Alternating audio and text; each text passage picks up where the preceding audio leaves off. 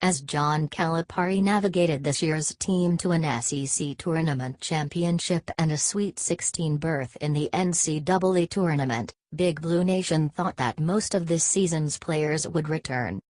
The few exceptions were Shai Gilgeous-Alexander, Kevin Knox, and Hamidou Diallo. Everyone else was likely to return.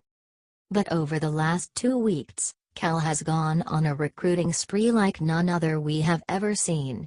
He took the Zion Williamson commitment to Duke personally, and now he is hellbent on establishing himself as the premier recruiter in college basketball. The upside is in that span he landed 2 recruits, Ashton, Hagans and Montgomery, in that time span. The downside is he may be pushing veterans out the door. Let me preface the rest of this article by making the following clear: I do not think John Calipari is forcing players to leave. I think he is trying to stack the team with the most talent possible. These players understand coming into Kentucky that nothing is given to them and they will have to compete for time. They also understand that Cal will not stop recruiting. Ever. With the addition of Montgomery, Sasha Jones opted for a transfer. SKJ saw his time dwindle throughout the season, but that time was increased in the SEC tournament.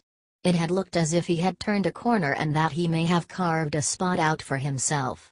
But with the addition of another 6'10 player, I think Jones saw the writing on the wall.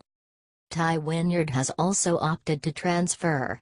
While it was a foregone conclusion ever since his in-season incident, it's still an talented big man who would have been one of the most experienced players on the roster had he returned. Calipari has 2 point guards for 2018. Emmanuel Quickley and Ashton Hagans if he does reclassify. But that's not stopping him from trying to convince Tyrese Maxey, another 2019 point guard, to reclassify to 2018. That would be 3 new point guards on the team. So where does that leave the 2017 point guard Quade Green?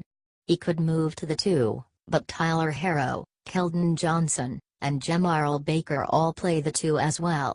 I wouldn't blame Green if he felt like he was being recruited over.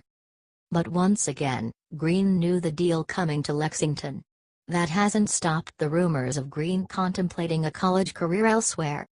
There is also speculation that PJ Washington is intent on leaving his name in it no matter where he is projected.